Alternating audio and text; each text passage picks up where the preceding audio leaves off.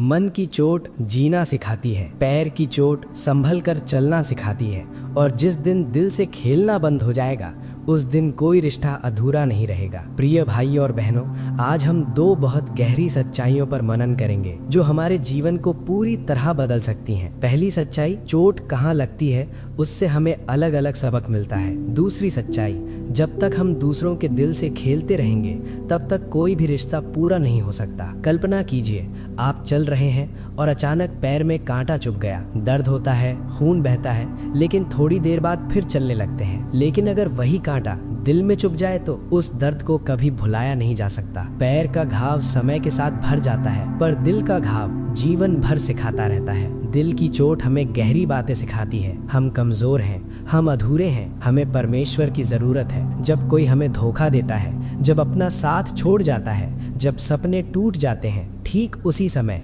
हम घुटने टेक कर प्रार्थना करना सीखते हैं। इसीलिए यीशु ने कहा, धन्य है वे जो शोक करते हैं क्योंकि उन्हें शांति मिलेगी। मत्ती 5:4। शोक करने वाले धन्य क्यों हैं? क्योंकि वे अपना टूटा हुआ दिल परमेश्वर को सौंप देते हैं और वो उसे नया बना देता है। दिल की चोट घमंड तोड़ती है, अहंकार को मारती है और हमें सच्ची दया सिखाती है। जिसने एक बार भी दिल का दर्द सहा हो वो कभी दूसरे की आंसुओं को सस्ता नहीं समझता। वो समझ जाता है कि हर मुस्कान के पीछे कितनी बड़ी लड़ाई छिपी हो सकती है। लेकिन पैर की चोट कुछ और सिखाती है। जब हम गिरते हैं, ठोकर लगती है, तभी हम संभल कर चलना सीखते हैं। बाइबल कहती है, अभिमानी व्यक्ति गिरने से पहले ही ठोकर खाता है, पर नम्र लोग महिमा पाते हैं। नीति प्रवचन 16:18।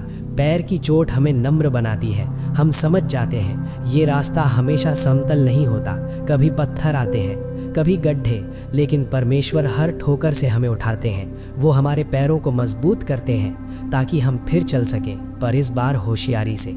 चाहे दिल दुखे या पैर लड़खड़ाए, दोनों चोटें परमेश्वर की कक्षा है। एक हमें गहरा प्रेम करना सिखाती है, दूसरी सही मार्ग पर चलना। दोनों मिलकर हमें मसीह जैसा बनाती हैं। अब दूसरी गहरी सच्चाई, इस दुनिया में सबसे बड़ा पाप क्या है? हत्या, चोरी, झूठ? नहीं, सबसे बड़ा पाप है किसी के दिल से खेलना। क्योंकि जब तुम किसी का दिल तोड़ते हो तब तुम परमेश्वर की सबसे अनमोल सृष्टि को चोट पहुंचाते हो। जब कोई तुम पर विश्वास करता है और तुम उस विश्वास को खिलौना बना देते हो, तब तुम परमेश्वर के मुंह पर तमाचा मारते हो, क्योंकि हर इंसान उसी की सूरत पर बनाया गया है। जब तुम किसी की भावनाओं से खेलते हो तब तुम प्रेम का अपमान करते हो, और परमेश्वर प्रेम ही है। जब तक हम दूसरों के दिल से खेलते रहेंगे तब तक कोई भी रिश्ता पूरा नहीं हो सकता। प्यार अधूरा रह जाता है, विश्वास टूट जाता है, परिवार बिखर जाते हैं, कलीसिया में फूट पड़ती है। लेकिन सोचिए उस दिन का जिस दिन इंसान पूरी तरह दूसरों के दिल से खेलना छोड़ देगा। उस दिन से ये दुनिया स्वर्ग जैसी हो जाएगी, क्योंकि अब कोई धोखा नहीं देगा, कोई रोते हुए पर हंसेगा नहीं, कोई कमज़ोर है कहकर उसे दबाएगा नहीं। अब हर शब्द सच्चा होगा, हर आलिंगन विश्वसनीय होगा, हर वचन पूरा होगा। बाइबल प्रेम की सबसे सुंदर परिभाषा देती है। प्रेम धीरजवंत है, प्रेम कृपालु है, प्रेम ईर्ष्या नहीं करता, प्रेम अपना भला नहीं ढूंढता, प्रेम सब कुछ सहता है, सब पर विश्वास करता है, सब की आशा रखता है, सब कुछ सहन करता है। प्रेम कभी समाप्त नहीं होता। जब ये प्रेम हमारे जीवन में आता है तब हम दूसरों के दिल से खेलना अपने आप छोड़ देते हैं, क्योंकि सच्चा प्रेम कभी नहीं खेलता। वो हमेशा सम्मान करता है, हमेशा रक्षा करता है, हमेशा बलिदान देने को तैयार रहता है। जब हम यीशु को अपने हृदय में जगह देते हैं तब वो हमारे हृदय को बदल देते हैं। अब हम दूसरों का दिल खिलौना नहीं, खजाना समझते हैं। अब हम जान जाते हैं किसी के आंसू पोंछना परमेश्वर के हाथ पोंछने के बराबर है। निष्कर्ष, दोनों सच्चाइयाँ एक साथ।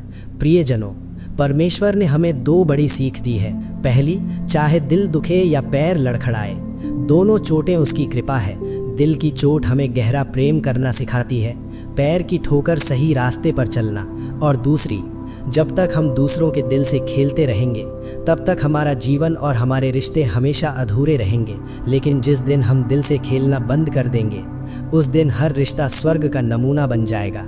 आज यीशु के पास आइए, उनसे कहिए, प्रभु मेरे टूटे दिल को चंगा कर, मेरे लड़खड़ाते पैरों को मजबूत कर, और मेरे हाथों को ऐसा बना कि मैं कभी किसी के दिल से न खेलूं, बल्कि हर टूटे दिल को तेरे प्रेम से जोड़ दूं। जब हम ऐसी प्रार्थना करेंगे तब दिल की चोट आशीष बन जाएगी, पैर की ठोकर सावधानी बन जाएगी और हमारे सारे रिश्ते हमेशा के लिए पूरे हो जाएंगे, क्योंकि उसके प्रेम में न कोई चोट व्यर्थ है, न कोई रिश्ता अधूरा रहता है।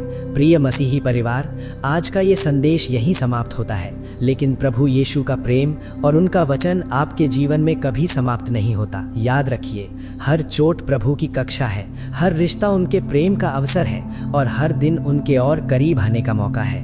अगर ये संदेश आपके दिल को छू गया हो, अगर आप यीशु के प्रेम की इस यात्रा में हमारे साथ चलना चाहते हैं, तो इस छोटे से मसीही परिवार का हिस्सा बन जाइए। नीचे दिया हुआ लाल सब्सक्राइब बटन दबाकर चैनल को सब्सक्राइब कर लीजिए और पास में जो घंटी का निशान है उसे दबाकर ऑल चुन लीजिए, ताकि हर नया संदेश, हर नई प्रार्थना, हर नया प्रभु का वचन सबसे पहले आपके फ़ोन तक पहुँचे। ये चैनल आपका है, आपके परिवार का है, आपकी आत्मा के लिए है। हम यहाँ हर दिन यीशु के प्रेम का संदेश लेकर आते हैं, कभी आंसू पोंछने, कभी हौसला देने, कभी सच्चाई बोलने। आज ही सब्सक्राइब करें, इस संदेश को अपने प्रियजनों के साथ शेयर करें और कमेंट में ज़रूर लिखें, प्रभु यीशु मैं आपका हूँ। परमेश्वर आपकी हर चोट को आशीष में बदल दे, हर रिश्ते को पूरा करे और आपके जीवन को अपने प्रेम से सदा भरा रखे। हम फिर मिलेंगे अगले संदेश में, उसी पवित्र यीशु मसीह के नाम में। तब तक प्रेम में रहिए, प्रार्थना में रहिए और यीशु में बने रहिए। जय मसीह की। परमेश्वर आपको बहुतायत से आशीष